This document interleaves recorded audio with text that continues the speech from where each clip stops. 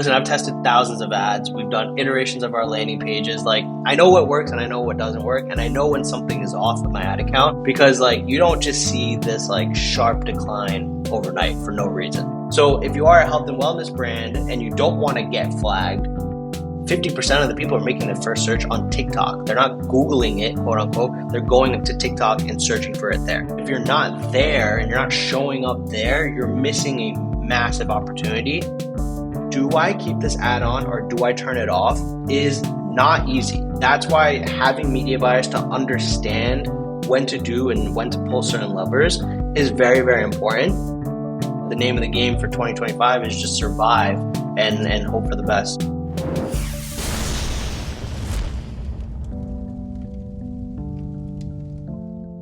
Ash, welcome to the DTC Podcast. It's been a long time. You graced our stage in Las Vegas. I guess that was in 2023. I've been watching you from afar. I know you've spent over $50 million on Meta. You have helped drive Obvi to over $100 million in sales. Big congrats. How you doing? Good. I'm good. I know it's definitely been a minute. I've been trying to cut back a little bit on the traveling just so I can focus on the brand a little bit. But you know, here and there's a few things that we love going out to, and hopefully we'll see you guys soon. Yeah, we're going to be doing some meetups, I think, in the next little while. But until then, I've been enjoying. I think you're consistently one of the best tweeters or Xers on the topic of the deep topics on Meta. And I wanted to kind of walk through a little bit. First of all, maybe just catch us up a little bit on the growth of Obvi. What I want to dive into today is kind of your story of having to rebuild your pixel, because I think that's something our listeners could benefit massively from. But maybe before we get there, catch us up a little bit on Obvi's growth trajectory kind of since the last couple of years. Yeah, absolutely. So last year we had our best year ever. We grew 100% year over year, changed the strategy, cracked the code on Meta. Things were just humming along. Retail was humming along, and everything was great. I think it was like December/January of this year, end of last year, when obviously this update for Andromeda started to come out. The health and wellness policy started to take effect, and so we definitely felt it. We got hit with some of these the flags, for health and wellness, which is really interesting because everybody's getting hit in different ways. There's different combinations. So it's like if you're a health and wellness company that is just like, just a supplement brand, you're getting flagged, but the consequences are different than if you were like, say, a pharmacy company, right? For those who aren't familiar with why this is even happening is Meta is going through lawsuits for violating, HIPAA laws. And so they're essentially just putting everybody under this one umbrella and saying, if you're somewhat related to health and wellness, we're just going to flag you and we'll deal with the review later. But then once you're flagged, you're getting deprioritized in the auction. And that's what ended up happening with us, right? People are like, oh, like, are you sure? It's like, it may be your creative, it might be your landing page. Like, listen, I've tested thousands and thousands of ads. We've done iterations of our landing pages. Like, I know what works and I know what doesn't work. And I know when something is off with my ad account, because like, you don't just see this like sharp decline overnight for no reason, right? And so what we ended up doing is, and to be fair, January 1st, literally New Year's Day, our ad account got restricted. And obviously we have a really good rep. We weren't doing anything wrong. We got it reviewed. But then ever since then, we've had this like flag for health and wellness. And so, a few things that we did were, we've tested, different ad accounts. We've tested different pixels, domains. And, there's so many things that we tried to get, performance back on track. But some of the things that actually made a difference was, one being the actual pixel data and the health of our data, right? And so working with the right partners to get that set up correctly. I've been telling people like, listen, yeah, there is that free app on Shopify to connect your pixel from Shopify to Meta. That is the bare minimum now. Like, I would 100% take a look at some of these companies that have tools that do this in the right way. And like right now we're using this company called Upstack, where the Michael, who is the founder, has essentially created a way to not send the data that Facebook doesn't want back to Meta and only send the stuff that's super relevant and can actually help performance, right? So if you are a health and wellness brand and you don't want to get flagged, setting up your pixel in a way so that you're not suspicious or, under that radar from Meta. So fixing the pixel health and data was very, very important.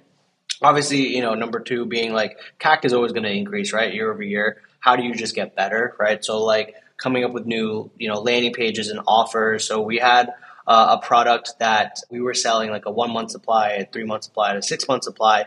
What we ended up doing was taking our top 3 selling products and creating a bundle and just like this kit, which allowed us to take our AOV from $65 to $100, right? So not only did we increase AOV, but it allows us to spend more and afford a higher CAC. And then I think the other thing here is honestly, like just buying behavior is so different now. Like people are seeing and hearing about brands and products for the first time on TikTok. And, if you actually look at the data of like where people are searching for things, 50% of the people are making their first search on TikTok. They're not Googling it, quote unquote. They're going to TikTok and searching for it there. So as a brand, if you're not there and you're not showing up there, you're missing a massive, massive opportunity. And so that was something that I also realized, maybe later than I would have hoped, but having a presence on TikTok Shop, making sure that is up and running, even if you're just running that at break even, the awareness play that you can get from there is massive, right? Like I tell people, like 1 million views on TikTok can drive so much growth versus like 1 million views on like Instagram Reels or Facebook, right? Like people are using TikTok with intention and they're on Instagram and Facebook Reels just scrolling to just doom scroll. But people are heavily influenced by what's happening on TikTok. So if your brand's not on there, I don't care what your demographic is, like everybody is on there now. It's not just, 16-year-olds. It is a full range of people. Like our demo, our target demo is 35 plus, like they're on there. So if you're not there, you're missing out. And so I think this is the year of 1, diversification for us, 2, trying to build away from this over-reliance on Meta, and then potentially figuring out, okay, well, we're now in 20,000 doors nationwide across multiple retailers. Is this the moment that we pivot away from DTC and really go all in on retail and tone back the more direct response stuff and just go full branded TV spots, influencers, TikTok, whatever it is, and just like now solidify our space in this like market and support retail. So trying to figure that out this year is kind of like, it's definitely not an up year. It's like really flat for us. And it's fine. We're kind of just getting through the year. Obviously, there's a lot of uncertainty with tariffs and just consumer sentiment. And like, honestly, the name of the game for 2025 is just survive and hope for the best. So that's kind of where we're at right now. It's been a while since I've actually been running an ad campaign, but I remember that feeling of like when you know something's off. And so what actually happened with? It's funny, I didn't even think of collagen as being as part of that category of what would be potentially fall under the health restrictions. Talk to me about what happened that made you tick over into that category. Yeah, I don't know. Like, and I actually tweeted this out maybe 2 months ago where like I showed everybody like, hey, here's what we got flagged for. It's not a direct flag, it's an indirect flag. But from a lot of people that I spoke to, it's like, even if it doesn't necessarily say you're flagged for your domain, if there's a random domain associated that is flagged, could you be penalized in the back end? And the answer to that was yes, right? There is no official documentation about this. This isn't like, there's a blatant bug that's going on with Meta. And because there's this one team, this small team of health and wellness people that are like just focusing on this, you have no access to them. My rep has no idea. A bunch of people's reps have no idea. Like I've been talking to other agency owners who are well connected within Meta that have their contacts that are like super high up at Meta, essentially saying like, yeah, like, this is an issue. This is a known issue. We don't know when a fix is coming. So now it's like you're kind of playing against this behemoth that that's just a black box. And so, what we ended up seeing was the one thing that my rep pointed out, which was really suspicious, was the day that we got flagged, again, I'll get a little bit tactical here, but what you can do is there's a ratio of landing page views divided by total outbound clicks, right? So say you have 100 outbound clicks from your ads and you get 90 landing page views, right? That's a healthy ratio of 90%, meaning 90% of their traffic let the page load and they actually got to where they needed to go. If that ratio is sub 80%, 50, 60%, that means half of your traffic isn't even letting the page load and they're going, right? And so on the same day we got flagged, our ratio went from 85, 90 down to 55. And so what does that even mean? It means, one, the traffic that we're getting is half of it is bouncing before they even get to the landing page. And if half of the traffic is bouncing, that means your CAC is literally doubling, right? And so this happened, I can literally pinpoint day by day this ratio being at, anywhere from like 80 to 90. The day of the flag, it hit 50%. And I was like, okay, this is definitely like an issue. And then we go in, we get those, the domain reviewed, the appeal was rejected, which made no sense because the domain actually had nothing to do with Obvi at all. It was a domain for a funeral home in Florida. It made no sense, right? But it's now associated to our brand. And so I talked to a few people, and this is when Michael from Upstack actually introduced, or he reached out and said, I've been seeing this across multiple brands. This is all falling under this health and wellness bug that's going around. Let's see if we can fix, some of the pixel stuff, right? So literally switching over the different integration with his system of like removing certain, information, sending it back to Facebook. I'm not even kidding you, like 7 days after, our ratio started to go back up. And so that in itself is a signal. It's a positive signal back to Meta saying, hey, people are engaging with this page again. Let's give them better traffic, this and that. And then you can literally see our CPMs come down, our cost of traffic comes down, our CPAs start to come down. And I'm just like, this had nothing to do with us. Like, we were doing everything right. And then this random domain gets flagged on our account and we're getting penalized. It made no sense. And my rep had no idea. His boss had no idea. And so that's why I'm like, if somebody comes to me, like whether it's on MentorPass or, somebody messages me and it's like, can you audit my ad account? The first place I'll go now is Events Manager and see what's going on within there. Because we had a solution set up before. All the scores looked perfect. Everything, there was no errors whatsoever.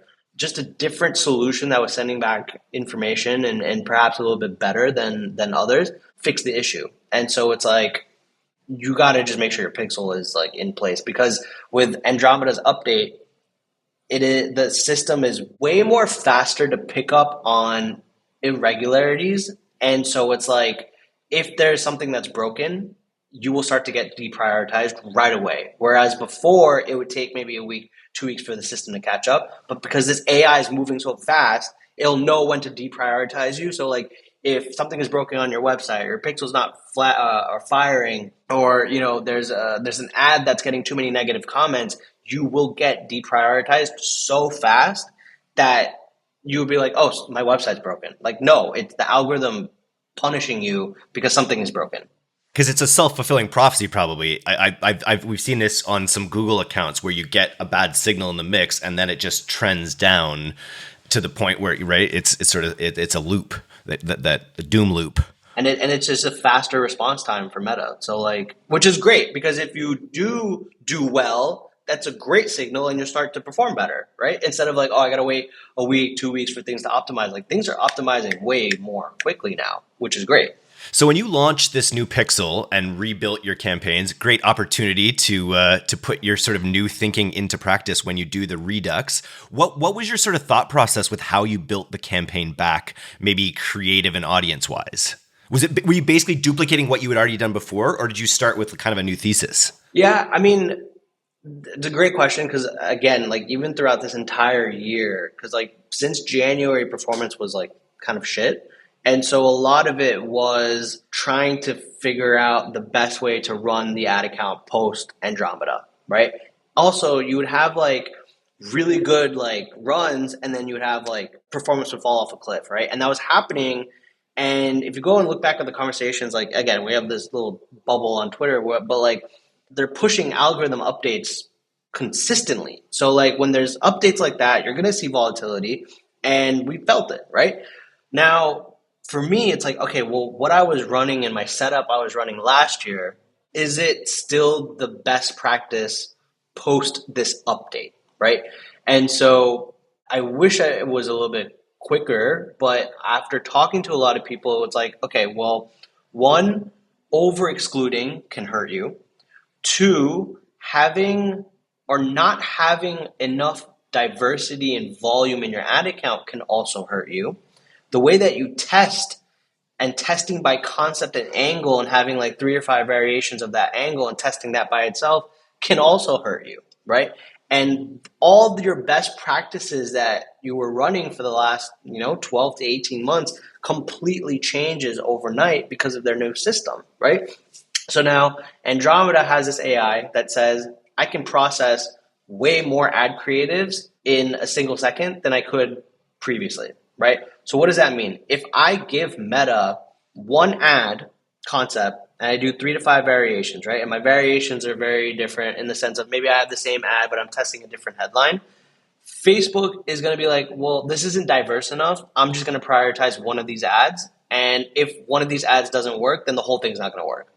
Now, instead of giving Facebook 5 variations of one ad, can I give it 5 unique ads with maybe 2 variations, right? So at least it has way more options to pick from. And then instead of testing those 5 new angles separately, can you test them together, right? And so what Meta is doing now is like, okay, if you give it 10 creatives, completely different, all visually looking different, angles are different, the messaging is different, whatever, all the differences you possibly can do, it's going to look at these 10 and say, okay, well, this angle doesn't necessarily work. This version doesn't work. This one doesn't work. Here are the ones that actually work. It gives the winners more context to see what actually works versus giving it one variation and there's no additional context to say, is this the best of what I can provide to the audience, right? So the way that I started to test was different. I loosened up on my exclusions. I wanted to give Meta more signal. So like I used to exclude website visitors and customers, right? I'll still exclude customers, but I removed that website visitors because that warmer audience is fine. I want them to see the new ads because what that'll mean is the warmer audience is going to start clicking on these ads and engaging on them and then potentially convert. And whether and even if it's maybe slightly retargeting, that's still a positive signal back to Meta, and Meta is going to prioritize me again in the auction, right? So I removed the exclusions. The other thing was instead of testing 50, ads a week and that being like 10 net new angles with 3 to 5 variations and then having 10 ad sets, I'm cutting that down to 2 or 3 ad sets with like 10 to 15 ads within them. Right. So now not only am I consolidating and competing less with myself, so there's less auction overlap, I'm able to test a lot more, batches quickly. And so that was probably the biggest thing and what I changed in terms of testing. I was big on cost caps last year. For my testing, I've kind of moved back to automatic bidding just to kind of force spend, right? Because I have these 15 ads. I need enough spend to go through every single one. So, testing on the lowest automatic bidding. But because I'm now consolidated, whereas I would have 10 ad sets, I have to give each ad set $400. That's like $4,000 to test, 50 creatives. Now I'm giving 3 ad sets, $500. So instead of testing for $4,000, I'm testing for $1,500, right? So it kind of balances itself out. And then just leaning into, scaling, right? You just have your winning campaign with all your winners in there and letting that go. And yeah, still leveraging, manual bidding as like a side campaign. So whenever, there's an opportunity for something to spend, I'll spend. But those are probably the biggest changes that I made, which was consolidating a little bit more, making sure that the creative output was way more diverse than it was before. So my team knows to only give me 2 variations of a single idea now instead of 3 to 5, and then giving them more resources to create more diverse and volume. Higher and contrast tests as well, right? Exactly, way more higher contrast.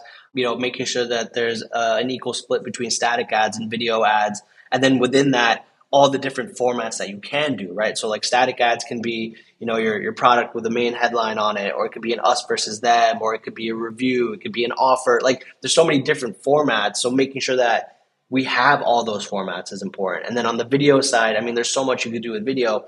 UGC is just a single format. Like you have podcast style ads, you have street interviews, you have, founder, ads, whatever it is. There's so many different formats. You just have to make sure you're giving the ad account as many formats as possible and letting it rock. And then the last thing I would say is for CRO testing. I'm not even kidding you, man. Like I just ran a test last week. I changed the above the fold copy, right? Like I took the top 3 performing ads right now. Whatever was my copy on that ad, change the copy on the landing page to kind of just match that a little bit. 30% lift right there, right? And so when you start thinking about like, okay, well, this landing page can always get better. Well, on a weekly basis, what can I test on this landing page? Like, even if it's just copy, even if it's just like changing the imagery, those like 10 to 20% wins stack and will allow you to continue scaling. So I'm making sure that there is no week where I'm not running a test just to learn something, right? Even if it's just like testing your CTA button copy, instead of buy now, it's claim offer, or, the first image that shows, what is that image? Is it a lifestyle image? Is it a render? And then thinking through like offers, how can you give as much value for the most margin for the business, right? So those are the things that I've been focusing on a lot. And then obviously this TikTok shop stuff is a whole beast on its own too. Before we dive into that, I just have a note here. I don't know if it's still relevant, but I saw a tweet about Proxima and using AI built audiences during the reset. Is that something that's still working? Maybe describe that a little bit. Yeah, so Proxima, I've been Alex is amazing. The team is amazing. We had an issue probably 3 years ago where our ad account was just like so focused on this one audience that was brought in from this like one influencer that we really leveraged in our advertising. Long story short, that influencer, when she stopped working with us, the ad account was trained for her audience, right? And her audience isn't really our target demographic, but now Meta thinks it is, and it's only going to go after that. Now, what Proxima did was it kind of forced the algorithm to relearn who our audience was based off of the high quality data points that they gave us. So using lookalikes to kind of retrain the algorithm. Proxima has always been like a tool in our ad account where I would, if my scale campaign, is a single ad set going broad, I would have a separate Proxima ad set with all their audiences, all the same winning ads, and in a CBO. So one day Proxima does really well, one day broad does really well, limiting my risk by giving 2 audiences Facebook can go into and scale for the day. And so when ASC started to roll out, I didn't necessarily have a use case for Proxima anymore because it was just Facebook would decide the audience for you, right? Which was kind of annoying. Now, which I think they've realized because they reset that and they said, you can give us a seed audience to start with, but then we'll go and explore based off of that. And so that's when I went back to Proxima and said, hey, like now I can use these audiences as a base. Now Facebook will do whatever it wants to do, but at least let me give you an input of a high quality data source audience and then kind of let it run. So again, it's still part of my best practice of like not over relying on a single ad set, just going broad. Like having an additional like audience to start with is important, and Proxima is really good at that. I think you're a great example of why media buyers don't necessarily need to worry that their jobs are going to go away in the short term. Like you are innovating so much in your ad account. Like, do you agree with that statement? Like, because you're seeing the AI tools get developed all the time. You're seeing them wanting to take more and more control into their hands, but yet you're still so tactile, still making so many choices across your funnel. Do you feel media buyers are at a risk of being pushed out of the picture anytime soon? No, I don't think so. I know Zuck wants to automate the entire thing, and they're like, oh, we're going to automate it by 2026. The system is still broken. Like you can see that the algorithm prioritizes certain factors, right? Like say you have a really, really engaging ad, but it's not necessarily driving the right audience, and that audience isn't necessarily converting. Meta is still going to prioritize engagement, and it's going to push that ad, and it's going to take up all your spend, right? Now, is it good for Meta? Yes, because you're spending. And two, it's on a piece of content that's engaging, which keeps people on the platform. But the business, I'm not meeting my target goals with that. So now if I'm giving up all control to Meta to do that, I'd be blasting through my budget, right? I have to be the media buyer that goes in and says, okay, well, this is getting all the spend.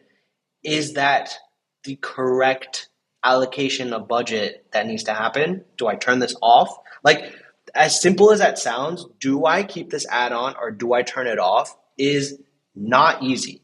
And that's why having media buyers to understand when to do and when to pull certain levers is very, very important. And you'll see this all the time where people will be like, oh, like my top spending ad isn't hitting my target CPA. I'm just going to turn it off. They turn it off and the whole thing implodes, right? So making those decisions can cost you the business. And so understanding what, the breakdown effect is, what every ad isn't going to have the same CPA, but it's not going to have the same frequency either, right? If you have an ad that's driving net new people to the brand, but it has a higher CPA, and then all your other ads are converting, this traffic at a lower CPA, that's the that you have to look at and measure that against your blended results for the business too, right? What's being reported in Facebook versus what Triple Whale is showing your NCPA for the day or your contribution margin for the day is different, and you have to bridge the gap between the two because Facebook doesn't know what your business goals truly are. You can say, hey, this is my CPA, this is what I want to hit. What about profit? What about LTV and things like that? So the media buyer, the role has changed in the sense of one, there are tools out there that can upload ads in 20 minutes, right? One, you should be using that. Two, the media buyer needs to be somewhat part of have a creative strategy, mindset. They also have to have some sort of CRO mindset as well, making sure that the full funnel makes sense from ad to landing page to checkout. That I think is very important. And I do think they need to understand the business goals from the bottom up. And so that in itself is a big role. And it's not like media buying is commoditized. Yes, uploading ads is easy now. That's fine. But making decisions based off of actual business outcomes, that is very valuable. Okay, let's shift to TikTok Shops here. We recently did a podcast just about the switch to only being able to use GMV Max, essentially, so you're driving to your storefront. Talk about how you approached, because you're a buyer through and through, right? You're a marketer. Talk about how you approached TikTok as a more organic channel and kind of building it up once you decided you had to. Yeah, so I was lucky enough to talk to some of these bigger brands that are crushing, right? Goalie, Mary Ruth, shout out to Jay, I believe is their chief revenue officer at Mary Ruth. Selfless guy, man, most humble. Like, there's no reason that guy should be hopping on a phone call with me on the middle of the week, right? And so he kind of just walked me through what they were doing, and honestly was super impressive. What it really comes down to for TikTok Shop is getting your product into as many hands as possible and making sure that those creators are posting as often as humanly possible, right? That is the goal. Now, how do you do these things and how you get these things to happen is very important, right? So one, obviously you can send out 1,000 packages. That costs a lot, right? Like for us, if for example, our bundle, all in shipping, everything cost to us is $20. I'm going to send out 1,000 care packages. That's 20 grand. The problem with that is that sending out 1,000 packages to 1,000 creators is necessary for your success on TikTok Shop. You need a lot of people posting about you. You need more chances of going viral. So that was step one, right? So being able to understand your numbers, what can you actually invest in getting content or creators of your product as well. Number two is how can you actually incentivize people to even want to post about you, right? So requesting a sample and then actually going and then posting multiple times is very, very difficult, right? So, we set up a bot on, I believe we were using Yuka AI, which kind of just, you can find all these creators, you can sort them by number of followers, number of GMV they've generated, gender, this and that, whatever, and then set up a automation message that just messages everybody and then a follow up too. So what we did is we took a page out of Goalie's playbook, which was these campaigns. So what they do is they have certain GMV thresholds that if you hit certain thresholds, you get a bonus. So if you hit $500 in sales, not only do you get commission, like commission on TikTok Shop everybody has to offer commission. Like that's the standard practice. But what else can you offer is these goals. So you hit $500 in GMV, you get your 25%, and maybe it's a prize, right? So what we did was if you hit 500, you get like a ring light, right, to help you create content. If you hit 1,000, we're going to give you. We have different thresholds, so you can earn like an iPhone, you can earn AirPod Maxes, a Dyson. We went as far as going all the way, hit 100,000 in GMV, we'll send you on vacation. If you hit 300,000, we're going to buy you a Tesla, right? So like figuring out all these incentives to get people to consistently post and say, hey, you can earn these results or you can earn these rewards. We'll stack them for you and you're going to get 25%, but you need to post at least 15 times a month to be even qualified to earn these gifts. And so that was in our outreach message. And like within the first 24 hours, we had like a 30% response rate. We had a ton of people requesting samples. We had big people like with millions of followers with tons of GMV tons of GMV that they've generated for other brands reach out to us. And so we're like, okay, well, now we get to be a little bit more selective of who's actually posting and then start approving those samples. And then the last thing is actually creating a community where all these creators can join. So we created a Discord chat. Now we're in touch with all these creators that are actually posting about us and reminding them like, hey, when you do post in the Discord so everybody in the chat can engage, which will help you grow more views, more engagement, more commission.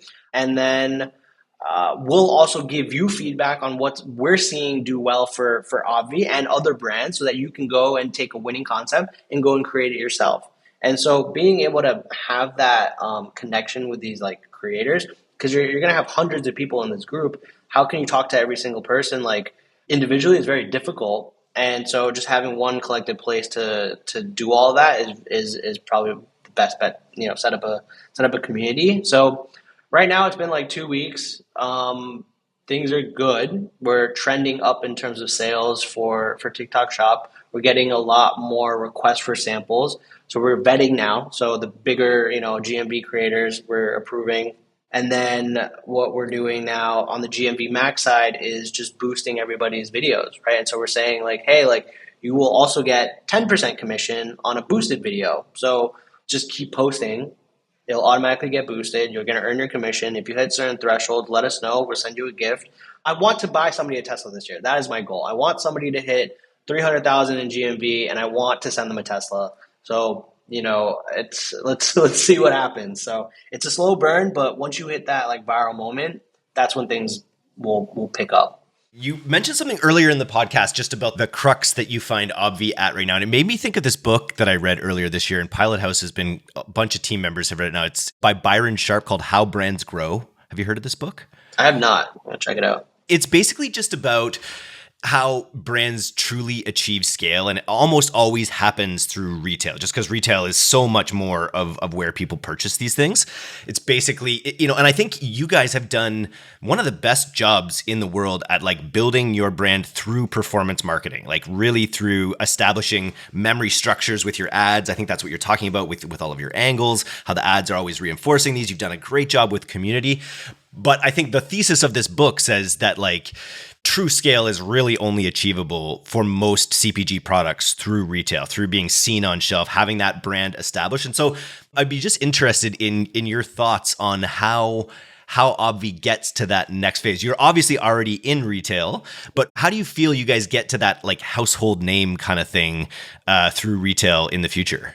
I think one, it's just mass marketing, right? So like getting into every retailer we possibly can. So Walmart, we're nationwide. We're in a few grocery chains. We're actually doing something with Dollar General because Dollar General is actually starting their own health and wellness line. So creating, cheaper products, smaller serving sizes to fit that market. I mean, I didn't know this, but Dollar General has 20,000 stores nationwide. We're getting into 10,000 of them, right?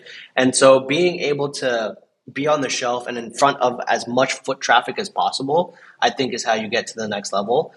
How do you get people into those places? I think now leveraging TV, linear, connected, being able to now be a brand marketer and show off, our packaging, how cute it is, this and that, instead of worrying about like direct response marketing and funnels and this and that. It's like, hey, we are a legitimate brand. Here's how the product works. Here's what it does. Here's where you can find us. Now, ease of access becomes way better because you end up becoming an item on somebody's grocery list now, right? When they go to Walmart, they're going to pick up their groceries. They're going to go down that health and wellness aisle. They'll see you. They'll pick you up, right? Can you be in as many places as possible and tell everybody that? So running TV is now our next step. We have a campaign going out in a couple of weeks or so and pushing traffic to Walmart. And so we want to see if we can, create a lift with branded content, get something that's eye-catching, and see if we can grow velocity that way. And if we can grow velocity that way, in my opinion, it feels easier almost to do this type of marketing. It costs more, but it's easier. And so then you just rely on the brand being the brand versus like Facebook ads. Like I got to be like direct response. I'm competing with everybody. Like TV is a white space. I'm not competing with everybody. I'm competing with the legit brands now. And that's that. So let's see. I think that's probably the next step to figuring out retail is just more retailers, more products in the retailers, and getting Obvi in front of everybody as humanly possible with the cheapest CPM possible. I think it makes a lot of sense, and you guys have done such a great job building up the brand to where it is, making it stand out against other maybe more commoditized players in the space with all your flavors and your just the brand that you've kind of built out. And so I could see it working well in the next phase, and I'm excited to follow you on this continued journey. Ash, thank you so much for coming on the podcast today.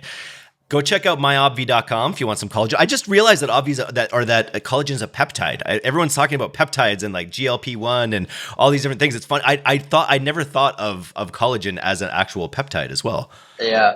No, it's I think that's where like collagen, the way that we're going now is if you actually go to the website or even some of our retail offerings is like putting collagen in as many popular products as possible. So we have a collagen greens formula now, collagen hydration, colostrum, detox, right? So being able to kind of just add it everywhere and build that cohesiveness for the brand, I think is very important. And so hopefully it just solidifies our space in the collagen market. Well, thanks for taking the time again. And we'll get in person one of these days and reconnect. It's been awesome, brother. Awesome. Thank you for having me. You got to follow Ash on, if you're not already, you got to go to DTC Twitter, the great echo chamber that is DTC Twitter. I've been loving the conversations about triple whale and shilling and all this fun stuff. Always a laugh ride. If you're not on DTC Twitter, you're not following Ash, you are missing out. So yeah, man, we'll catch up again soon. Thanks, brother. Appreciate it.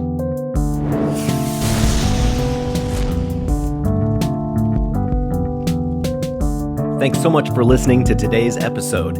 If you're not a subscriber to our newsletter, you can do that right now at directtoconsumer.co. I'm Eric Dick, and this has been the D2C Podcast. We'll see you next time.